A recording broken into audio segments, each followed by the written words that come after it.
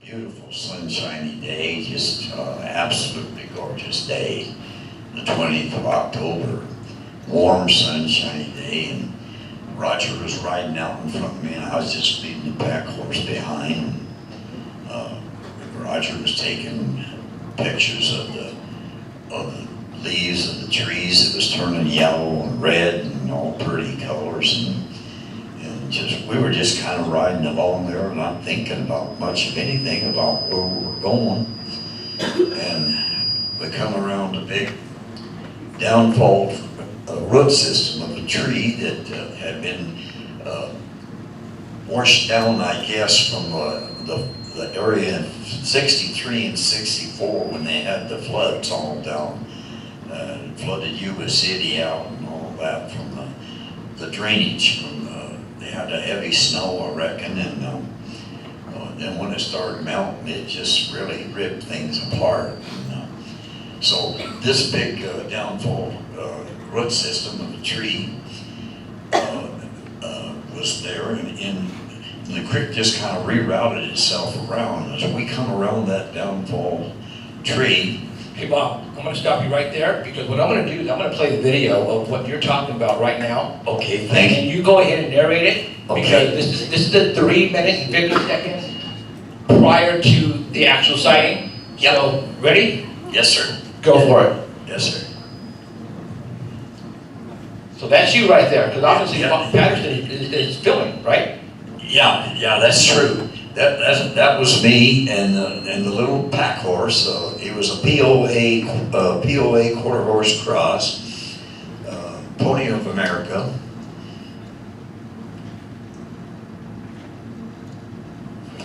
And that's me leading the pack horse. I was riding a big stout horse, a big old 16 two-hand horse, a big roping horse that was had a little age on him.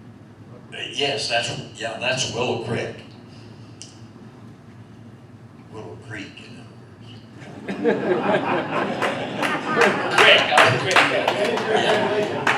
Yeah. Sorry about that, folks. No apologies, keep talking. Go for it. Anyway, and this is some of the area up there. And of course, we were riding along there. So that's you right there, right? Yeah, that's me on the horse there. No. Somehow that's Roger. That's Roger. So you're filming that? I'm filming that, yes. Oh, okay. And they say, and I didn't know much about filming, but all you have to do is wind it up and then just pull the trigger and keep focused on what you're doing. You're doing pretty good. And for an amateur that never didn't do any filming, I wasn't doing too bad. And Roger was leading the pack horse along there. And somewhere along, I don't know, maybe I had to, have a bathroom call or something. Anyway, and that's me there. You see the difference in the size of the horse that Roger was riding. He had a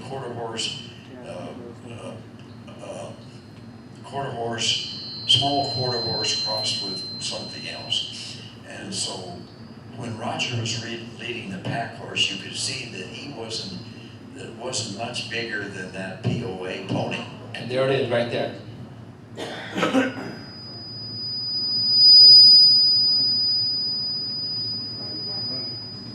So Patterson is running right now. Okay. Just before you got here, the beginning of that, Roger got off, was able to get off his horse. It was jumping around, and he was able to get off and get the kibber out of the saddlebag and run across the creek. And that's kind of when he was running. That blurred stuff was when he was running. And the bank on the far side was a little steep, so he kind of stumbled and fell down. And then he got back up and relocated to... So let's go back to that day, okay? You guys are out, you guys have been out there for about 20 days camping, I'm assuming, right? More than 20 days, right? Yes. Okay. Yes, yeah. So basically the whole idea was Roger wanted to go out and see if he could find footprints. Never in your wildest dreams you thought that you would come across actually seeing the creature. You were, I mean, that wasn't the last thing in your mind, right? Yes, absolutely. We were just actually looking for some kind of evidence, footprints, or anything. Never even dreamt, farthest imagination, that one would be standing across the creek from us. How far were you from civilization? It was 35 miles back in. 35 miles. Yeah. Okay. Because obviously, you know, Jerry Crew and those construction workers were the first ones to find the footprints back in those days, right? Yes. And I think that's what Roger Patterson lit a fire under his butt after all that, right? And that's the reason why he wanted to go out.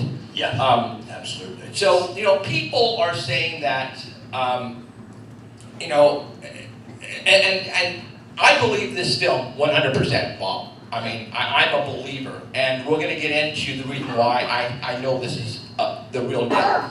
But, so you were there on the spot. You are on your horse, and who was the first one to see Patty walking? Roger was the first one to see Patty. What did he say? What did he say? Well, he didn't say anything. It was everything was happening so fast. I could tell. Well, I was about 4 horse lengths behind Roger. There was no hurry, so we were just cruising, just riding along, gracefully riding along. And Roger was out in front of me, and all at once his horse started just jumping around, and So something spooked your horses? yeah, the creature did. And so, well, I call it a creature, right? Well, sure. The Bigfoot did. And so then I saw it. Of course, you know, just. Okay, so you laid your eyes on the creature, on Patty. What was the first thing that came to your mind? What did you do? Was your heart pounding a million miles a second? Did you lose your breath? Did you I don't want to drop a load, but I mean, seriously, you're seeing a monster. Yes. I would freak out. Well, we were very tired, of course, from riding that month, and I thought, oh my God, these things really do exist. Here is one, because you know, I'm kind of an old Harry Truman guy. You have to show me to make me believe it. Understandable. And so that was the evidence right there in front of me. Okay, so you're looking at Patty walking. Yeah. I mean, back in the days, we're talking 67, all right? Did even come to your mind where you're saying, come on, Roger, are you serious? No. You know what I'm saying? I mean... Yeah, I understand. No. Roger didn't say nothing. He was just trying to get the camera out to get some pictures. And I was the one that thought, gee whiz, these things really do exist. And of course, you know, everything happened dramatically fast, Jim. And so it kept walking away. And this... Let's go. What I'm going to do is I'm going to play a video of the actual creature. Let's see if I did this one. How about this one? How about... Sorry, guys. Hold on. Yeah. That one. Okay, so See this? now back there, when you're there on the spot, you have a better vision of a camera because your eyes are focused on Patty. Yes, absolutely. Describe what you saw. Well, I saw a human-type figure, huge, great, big, tall, muscular. Well, you can see the muscle tone there in the body. And So you saw the muscles ripping through the fur. oh yes, definitely. And the thighs and the arms and shoulders, everything. It was. I used to say like a giant, a huge quarter horse, muscled up, heavy. Well, it was even more muscle than that. But you know, that was the only thing that I could compare it to at the time. And you know, yes, I could see the muscles moving underneath the hair. How far were you away? A couple hundred feet? Well, it varied because she was moving away pretty rapidly, and when I was less than that. Less than that? Yeah, when I got off and she made that turn, I was about 150 feet away, 100 or so feet. I never really did measure it, but just guessing at it, I was about 100 or so feet away. Okay. Now, you keep referencing the creature to her. Now we keep calling her Patty. Okay, yes. Why? I know why, but I just want him to tell you why. Well, I never realized it was a female at the time until I got to looking at the film footage, and they said, well, it's got mammary glands. Because, you know, I didn't know what a male or female, the difference, what they were supposed to look like. I mean, Jesus, I'd never seen one. But so they dubbed it a female, and then they started calling it Patty. And when they started calling it Patty, I didn't know who they were talking about. Well, I thought they kept, Roger's wife was named Patricia. So I kept thinking, where's this Patty thing? So what are you talking about, Bob? Well, no, I mean, come on. Why do they call her Patty? What? Come on, spell it out. She had mammary glands. Come on, no. Boobs. Breasts. Boobs. Okay. Yeah. This is not G-rated. Come on, you can talk about it. Okay, she had big, large boobs. That's what I wanted you to say, right? You can actually see them. This is pornographic, I know. Yeah. Moving up and down. Look. Absolutely. Yeah. See, and they didn't know this until like within the past 20 years, 10 years, when the technology got to the point where they can zoom in, clean it up, and see, holy crap, it has breast on it. So think about that. Would Patterson and Bob Gimlin, if they're going to make a suit, put freaking breast on it? That's stupid. Absolutely. If they were going to make a male costume, why not have a penis? I mean, I'm serious. Think about it. No, I don't.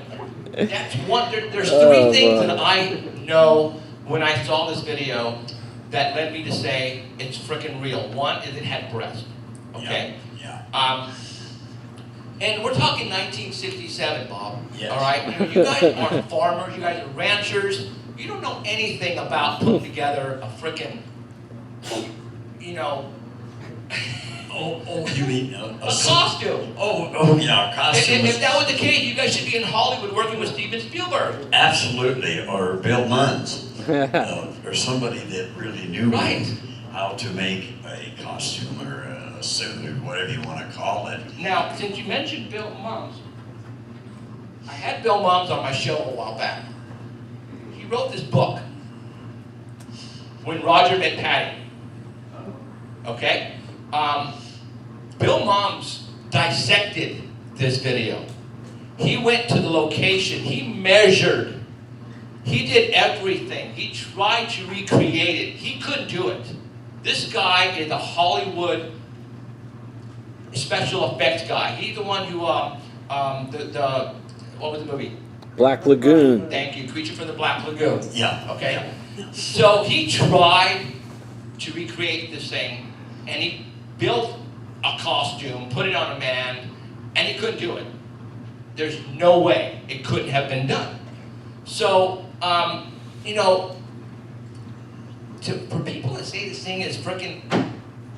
Well, they can say that easily because they didn't know, they weren't there.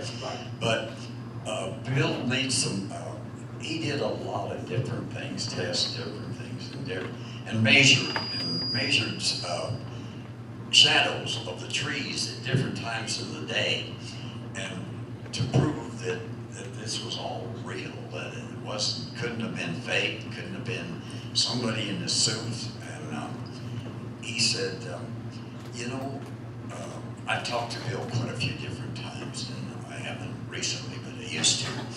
And Bill said, it would have had to have backs and sags in it in different movements. Well, we'll go back to the breast, the boobs. He said, okay, if it was somebody in a suit, when she walked, the boobs would stay solid. He said they moved up and down like a human being would be if some lady was out there. And so he had models and did different things to prove that.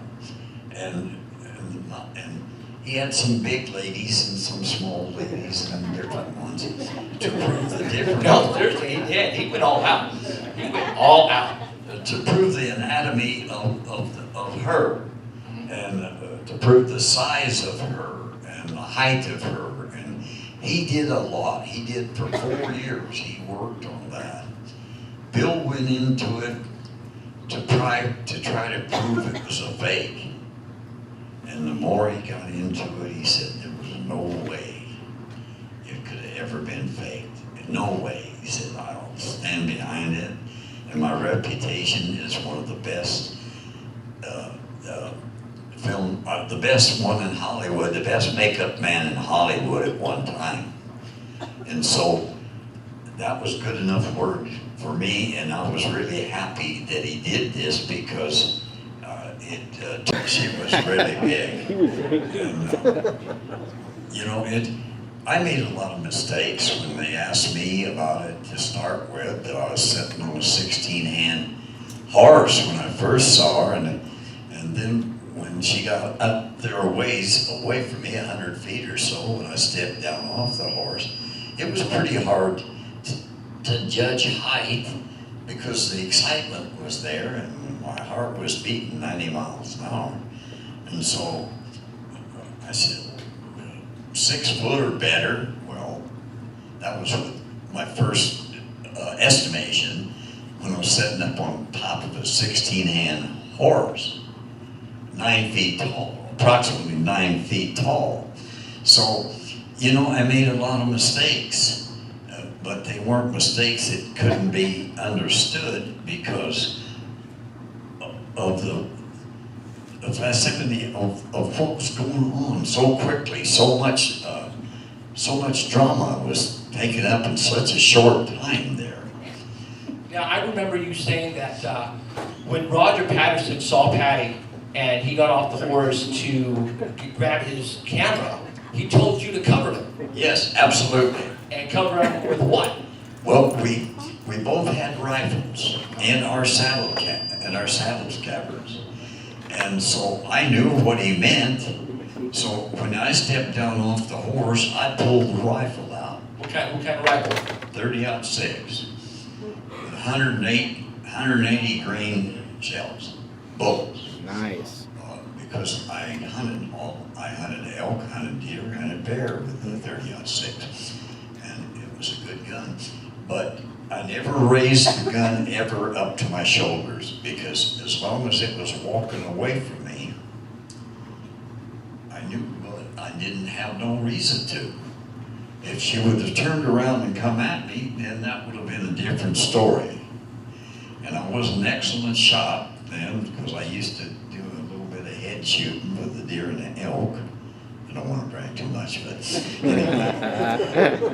anyway, I was an excellent shot. So you're a badass. Yes. Say it, man, you're a badass. Well, I grew up, hey folks, I grew up hunting. And I started out when I was 5 years old with a .22 rifle, shooting squirrels. BB gun. Well, the .22 rifle belonged to my dad, and we didn't have enough money to buy BB guns. Well, that's true. So you covered Roger, and as he was running after Patty, you were like, basically, your eyes were focused on Patty to make sure she did not turn around and come after Roger. all the time, Jeff. I was watching her move, everything that was going on. And of course I had a gimmick thing that I use for deer hunting, a rope that ran from the headstall to the back of my belt loops, so that I couldn't be left there when I did the shooting, when I was deer and elk hunting. And so actually, when I step off the horse or protect Roger or whatever he needed, the horse couldn't leave me because had to drag me away to be able to leave it. Up to the back of my belt. And so, I wasn't taking any chances, and I didn't know I didn't really know what was going to happen. Well, neither did Roger. That's why he said, cover me. And I knew what he meant. And he was running from one place to another to get a better view of her. You can't tell much about the stops and the starts when he was doing this because of the film kind of continued, But there was quite a bit of time, but the film footage itself didn't take a lot of time because he ran out of film. And so when he ran out of film, not knowing that he was ever going to see anything to film, he was filming all the stuff coming up there and just riding along dumb and happy and just enjoying the sunshine and stuff and heading out to where we're going to camp. So this all happened so dramatically fast that I didn't really have time to get scared or give it a lot of thought. I got more upset after she disappeared. I wanted to follow her, but Roger didn't want me to. He told me later that he thought maybe the other two was back in the trees there somewhere, and she would be a decoying us away and turn around and come back. But you really don't know what to expect and really how to react. We're just used to doing things the cowboy way. And to pull the rifle out was just all I did. I didn't raise it up to my shoulder or nothing because there was no need to.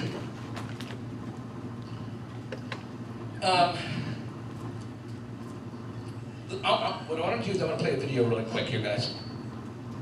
Old video. And it didn't come up. Hold on. That one. The most convincing visual evidence of Bigfoot is a film taken by Roger Patterson in Northern California. Dr. Krantz believes it to be authentic. I've examined the film many times, watching it forward, backwards, stop frame, measured and everything. And all of the anatomy of the creature is perfectly consistent. It just simply does not fit with a man wearing a suit. In fact, a suit of that size, we can establish exactly how big it is. There's no way a man could fit into it. The shoulders and chest are simply too wide. The feet are properly designed for carrying that kind of body weight, and that doesn't make any sense unless you've got a body of that size. And Patterson could not have faked any of this stuff. I talked to him about some of the things I saw. He didn't even understand what I was talking about. I mean, okay, so this, so it happened. You saw Patty. Yes. Roger came back to you. What did you guys talk about? What were the first words coming out of your mouth or his mouth? You remember? Well, I don't remember what the first words were, but Holy crap. yeah, basically that's what did you get? Do you think you got anything on the camera? Well, don't know. Don't have any idea. Well, naturally, I saw more than Roger did with the camera because I was looking at her through two blues all this time, and I was watching every move she made, and Roger was running from one location to the other to get a better view of her. So, it was kind of like you're looking through a camera. You can only see so much, you can see so much, but then when you're relocating, then you don't see anything. And he relocated 2 or 3 different times, and that's why he said, cover me. And so, therefore, it was pretty understanding what he meant. But, you know, you stop and think about all that went on there in a few seconds, that she covered so much ground because her footsteps were 46 to 48 inches apart. And it doesn't seem like she's hurrying. She's moving fast. And she covered ground extremely fast. And she didn't make a straight line. She never stumbled over any uneven stuff. And that's another thing that they made a suit and put it on a fella up there one time in the Yakima area. And he was stumbling over everything, and he didn't even hardly go any distance home. Said that it was so hot he couldn't stay in it. And the head thing was really weird. It was just a really weird piece of equipment. There, you know, watching the footage after the fact, 30 years later, and I told you there's 3 things in my heart that tells me this is the real deal. The boobs is one. The muscle ripping after, later they can zoom in and see the muscles ripping as she's walking. The next thing is the way she walks. She doesn't walk like a human being. No. Her footsteps are, when you see videos on YouTube, there's one thing that you guys should pay attention to is the way it walks. Look at how it lifts the back feet. Yeah. Right? Yes, absolutely. And here, you'll get to see it. It'll zoom in right now, and I'll tell you what I'm talking about. When you walk like this. Patty walks like this. Yeah. Her feet come up. Okay? That is not right here. Watch.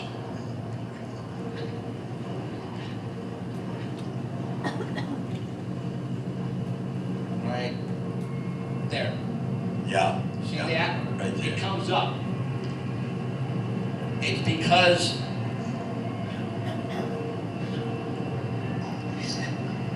imagine walking like that on rocks the size of this. This was the creek. This was a creek, right? Yes. So there were boulders the size like this, maybe even bigger. When you walk, you're walking, try not to break your ankle, right? And over tree limbs and down an uneven ground. Humans walk a different way. And matter of fact, we have a photograph that was taken in Avocado Lake.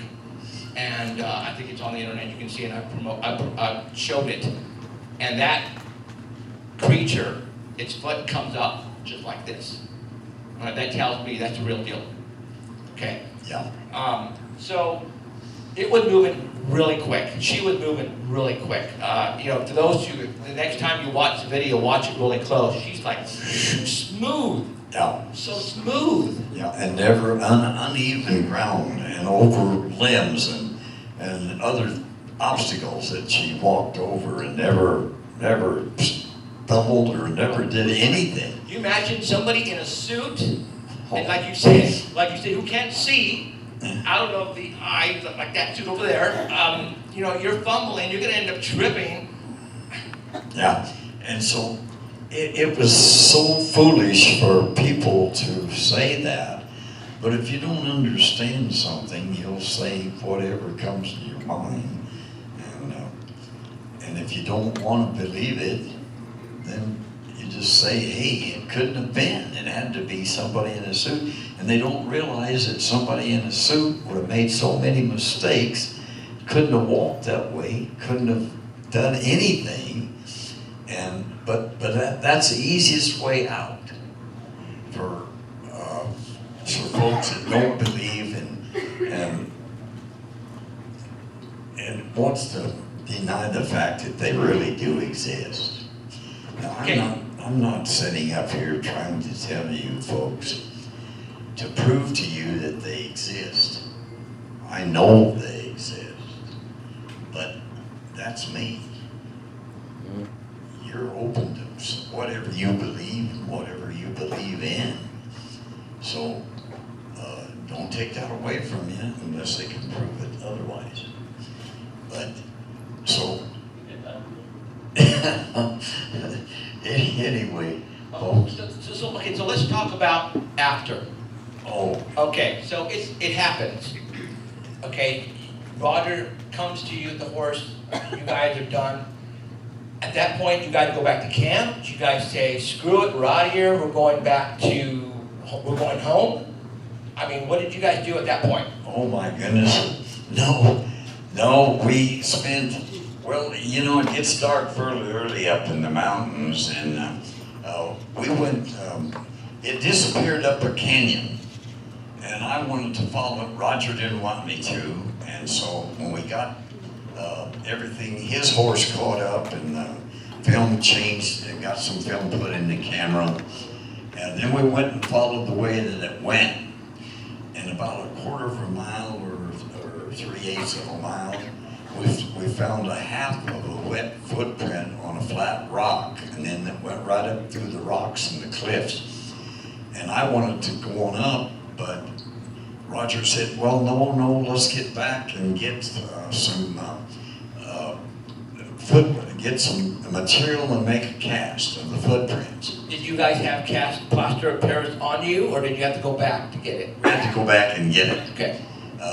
And so once we got that done, and it takes a little time to do that, and we filmed, I got up on a stump about 3 foot high and jumped off with a cowboy heel on and landed with my right foot first alongside the track to indicate how deep and I was quite a little bit heavier than I am now. I was about 185 pounds. And and I didn't even hardly make a dent with the cowboy boot. And so then I rode the horse on the other side of the tracks, and the horse weighed 1,200 pounds. We knew that. And with my weight on the horse, the tracks never went as deep as the creature's tracks. So, but we realized that the horses were distributed on 4 feet.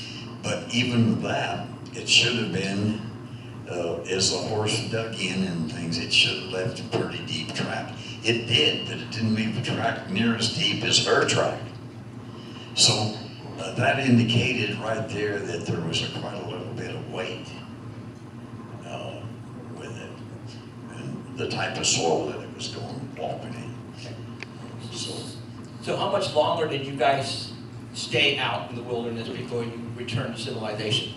Well, we stayed out that evening, and then we took the film footage to Eureka to mail it up to Roger's brother-in-law to get it developed, a guy named Al Diatley. And then we went back to camp, full moon, just beautiful full moon, and about 3 o'clock in the morning, I could hear raindrops start on the canvas on top of the track. Get back there. They had to stay at the airport for 2 or 3 days, the little airport up there. And so they never did get back there until we left. I said, well, Roger, it's raining so hard. I'm going to get this truck across the creek, because the creek was already raising. It was about 12 to 14 inches deep on a regular basis. And by the time I got ready, it was already over 2 foot deep. And I made a run at it with the truck, because it wasn't a 4-wheel drive truck, and got across, and he brought the horses across and loaded up the horses. And it was a really nightmare trying to get out of there with the mudslides and everything. And it took me all day from the time I drove across that creek to get that 36 miles back down into the city of Willow Creek that particular day. So you can understand what I was going through, or maybe you couldn't. But it was a real nightmare, because I got up to where they were building roads, and on top of the mountain, and it felt like that I had a flat tire on the duals. And I said to Roger, get out there, step out on the running board and look and see if I got a flat tire. Roger stepped out there and he come back in and he was white as a ghost. He said, Bob, don't slow down. He said, the whole side of the hill sliding away as you come with that outside dual. So I didn't slow down. I kept on going. And the transmission got so hot running there that I couldn't even put my foot on the floorboard where the transmission was. But I knew I had to keep on going because I'd just slide off the side of the mountain and roll down in the canyon. So it was really difficult getting out of there. Okay, so And then when I kind of rallied up, they and then I said, that film isn't anything. Well, they just thumbs down me right away, quick. And couldn't understand why I wasn't there right from the first showing of it. And I said, well, God, I was asleep, I was resting. But anyway, when I said, that is nothing, well, then they just kind of put me to one side. Bob's kind of giving us a bad time. So I'm not giving you guys a bad time. I just saw a lot more than that. And so anyway, it was, it kind of put me down a little bit, but I thought, well, you know, I know what I saw, and the film isn't really that great. So, so once you guys had the film in your possessions, all right, did you guys contact the media? What did you guys do? I mean, here you have this. yeah. What did you do now with it? Well, then Roger and Al right away. See, Al had backed Roger financially, supposedly, to pay my fuel down there, which I never did get. That was beside the point. And so I didn't expect it anyway. That's another story. Anyway, so Roger and Al wanted to start parlaying this film around. So right away, quick, they contacted some folks in BC, Canada to come up there and show the film and to possibly sell it. And I said, well, why don't we just stay here in our area, and if somebody's interested enough, they'll come here. Well, no, Roger and Al had to go travel with it and show it. And God, we went all over with the film. We went back to New York and to the Yerkes Primate Center in Atlanta, Georgia. Because Roger was all hip for making big bucks out of the film and recruiting some tranquilized equipment and different things to go back now and capture one. That's what his idea was, but you know, that was just an idea. He figured if he could get tranquilized guns and tranquilized equipment, could go back down there and luckily see another one, I guess. Just, in my opinion, it was pipe dreams. But, you know, I mean.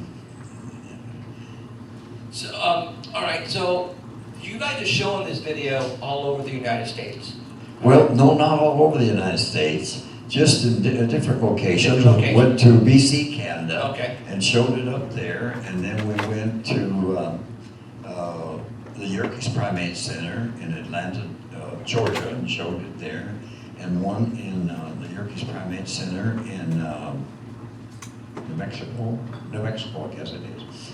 Anyway, and all this time was.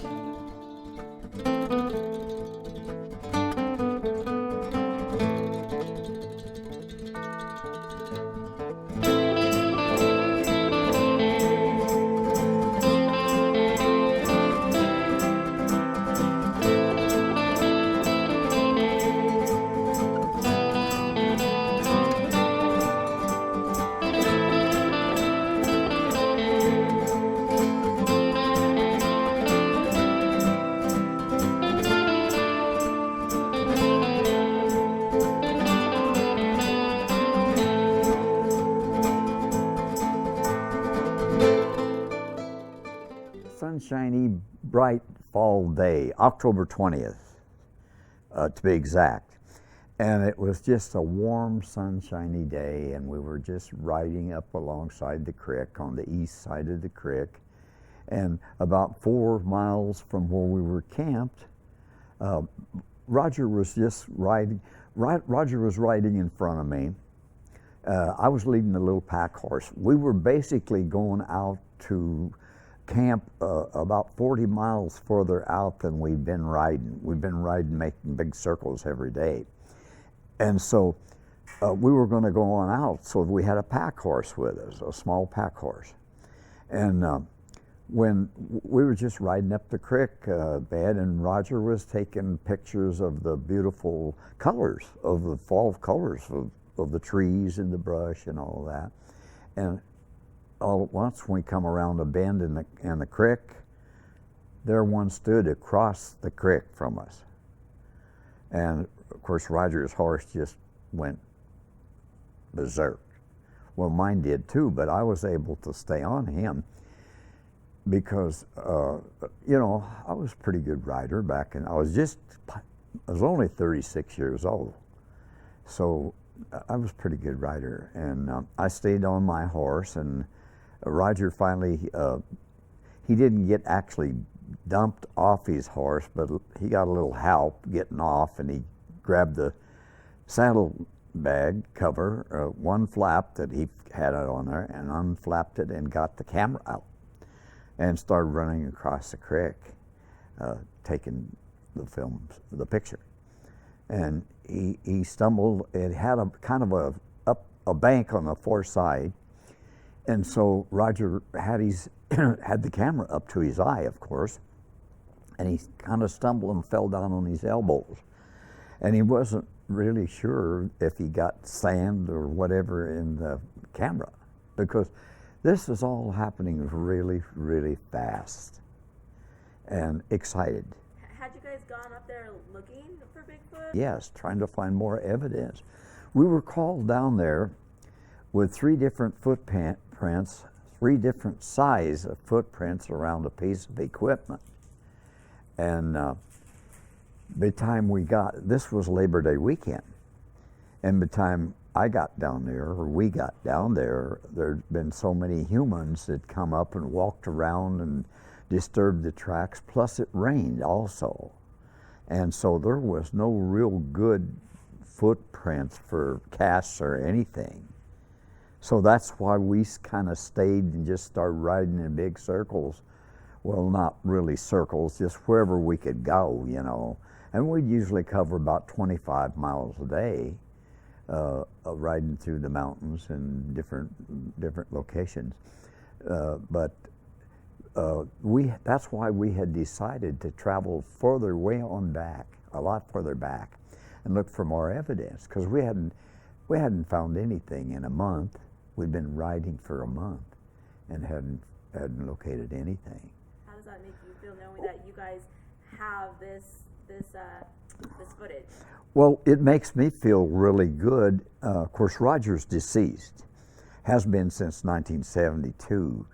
And I can't speak for Roger, but I wish he was still alive so that he could enjoy the advancement that we have created. I say we as the whole, everybody that's involved in it, has created over the years. You know, it started out where if you had seen a Bigfoot, you're a kook, you know, and nobody believed you. So, but now it's a whole different story. There's too many folks that come out with good evidence and sightings and all kinds of evidence.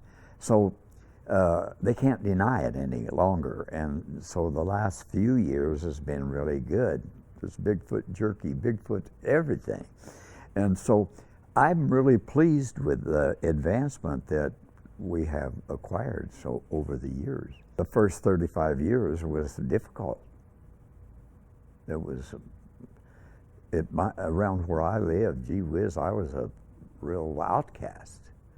And so, and I had a job and all that, you know, and so even, well, the guys that I worked with, they believed in me and stuff, but the other folks didn't. You know, they just said, And my wife worked at a savings and loan institution, and so she worked on the teller line for a while. And they'd come up and say, "Hey, God, you're Bob Gimlin's wife. You know, we thought that, oh, Bob was a sensible guy, but he goes down there in California and comes up with a weird story that he had made a film of a Bigfoot." So it hurt a little bit. It hurt a lot. And so that's kind of what I went through for 35 years. And then in 2003, the Russian scientists had come over to visit with me, and they had invited me in 1990 to come to Russia, but I was busy working, and I just couldn't get the time off, you know, and I was riding a lot of colts, breaking a lot of young horses. And so then Dmitry Bayanov decided to come to the United States to visit with me and go to the conference that Al Hodson was putting on at Willow Creek, California. And the response was so tremendous that that's what got me back into going to conferences and talking about it and telling my story. And so I've been doing it ever since. I go to conferences all over the United States. Talk about that day. You guys set out to do a documentary on Bigfoot that day? The day that we started out, okay, we left camp about 1:30 in the afternoon. A sunny, real sunny day, and we got everything packed up in the little pack horse and ate lunch and everything, and we got started out. And of course, Roger was riding in front of me all this time, and he was filming the trees, the beautiful colors, the changing fall colors that everything was changing, and never even thinking that we'd ever run onto a Bigfoot, because we were going to head way on back, about 35, 40 miles farther back, and stay the weekend.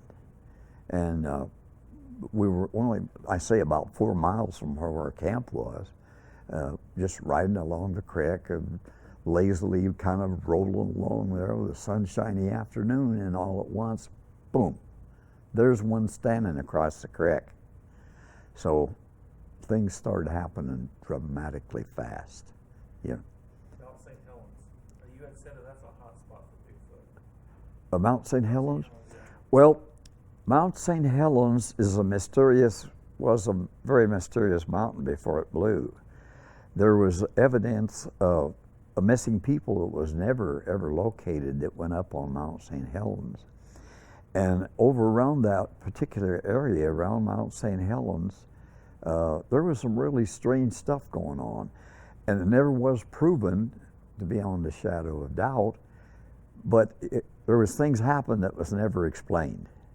And so they kind of branded Bigfoot as part of the mysteries. And so Mount St. Helens, yeah, before it blew, was really a hot place to go. It's been kind of a tough subject to deal with, really, in the early days. Not like now, not like there's so much sightings and so much evidence out there now that they can't deny that they don't exist. Bigfoot and aliens. You have heard connection between them. You know, I don't know. I won't say no, and I won't say yeah, because I don't know. I've never had that experience, but there is so much evidence brought forward that it possibly could be. And if it's accurate evidence, there could be something there. And a man by the name of, well, I can't come up with his name right now. He wrote some books way back years ago, and he mentioned that in his books that there was connections between the UFOs and Bigfoot. And this guy was he was quite a guy. Go a little bit to that specific instance where you actually saw Bigfoot. I mean, tell me a little bit about, afterwards, that takeaway of knowing that you've seen something that most people in their lifetime will never see. How does that make you feel? And then when you how can you even go about describing what you witnessed as a person? I'll never forget that few seconds that I did get to see her. It'll be with me the rest of my life. And so I feel like that I was pretty much, well, I won't say I was blessed, really blessed, but however reason or why the reason that I got to be the one that witnessed her, that I'm still alive, makes me feel really good. And there's been so much question about, do you feel that there was a young one, or, well, we never know, because there were 3 different sizes of footprints, and this was only about 3 miles from where the footprints were. And it indicated that there was a male, a female, and a youth. So, beings we only saw, well, I didn't realize it was a female at the time I saw it. I didn't know the difference. But beings we saw one, the possibility that there was the other 2 up in the woods somewhere around. And maybe that's why she walked away and did the things that she did. I'll call it she, because we did find out later on, when they found out she had mammary glands and so forth, that it was a female. And so to make that kind of a little bit plainer, it would be like she might be doing something to detour us away from the other 2, or she might be traveling to where they were, or it was so many ifs. That moment, do you remember that feeling? Like, yeah, what Oh, well, the feeling, oh my God, yes, I remember the feeling. It was just, yes, they really do exist. You know, because I was kind of down the middle of the road. There were so many testimonials that Roger played to me about different folks that had seen them and witnessed tree knocks and tree bent limbs and stuff, and that I was kind of on the idea that, yeah, there probably is something. That's why I went down to see these footprints. That's why I did all the work that I did to get down there to see the footprints, and then they were all disturbed and ruined. And that's the other reason why we decided to stay and ride and look for more evidence. Is that was the only reason. And so to be able to run onto one, it was like, oh, God, there is one. And she's walking away, and I'm trying to hold my horse and stay on my horse until I did ride across the creek and stepped down off the horse, and she turned and made a head turn towards the way I'd be like about from this angle when I rode across the creek, and she was about 200 feet from me at that time, and just made that one turn and never even slowed down. So I had a rifle, and I knew I couldn't shoot if I had to shoot sitting on the horse jumping around. So I pulled the rifle out of the scabbard when I come down on the ground, and I never did raise it up to the shoulder or anything as long as it was walking away. And so there's been a lot of ridicule about, yeah, Bob had his rifle and all of that, ready to shoot it. I wasn't ready to shoot it. I just wanted to make sure if I had to, I could get a shot. And so there's a big difference between that and me raising the rifle up to shoot at it. But a lot of folks don't quite understand that. I mean,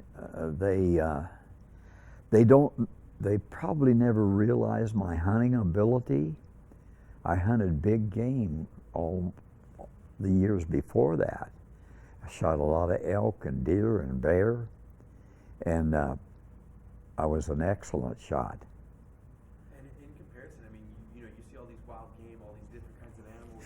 In comparison in size, how much bigger was this thing, and how big would you estimate this thing to have been? Well, I don't have to estimate.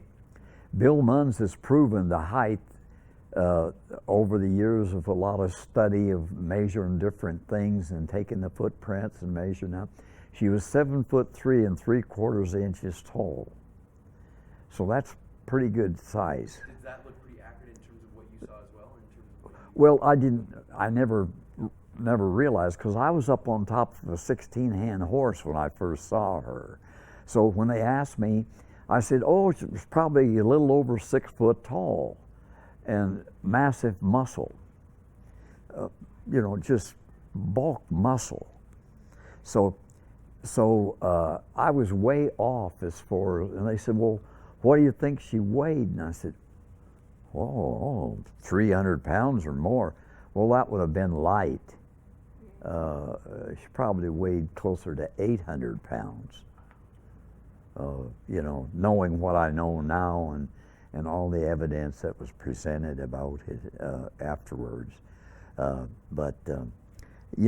person I made a lot of mistakes about different things that they asked me when they first saw the film and then asked me about the film. I said, oh, 6 foot or a little over 6 foot. Well, but when I got down on the ground, it was a different story. But she was a little ways away from me then, and you can see she's kind of in a slouch position, kind of not really standing up straight. Or I guess that's about as straight as she walked all the time. But when she was just standing alongside the creek, she looked pretty doggone tall. But you got to be careful when you make statements, because then they hold you to it all the rest of your life. And you say, well, hey, it all happened so dramatically fast that I didn't have time to think about a lot of things, because I hadn't planned on seeing one. And seeing one just was boom, boom, boom, boom. And, and so therefore it was pretty dramatic. The naysayers, what do you say to them? I say, well, think whatever you want to think. I know what I saw, and if you've seen the film footage, analyze it and think about it. And don't tell me that they can't exist, and because there's so many people out in the woods all the time that would see one. I'd say, don't even talk to me about that.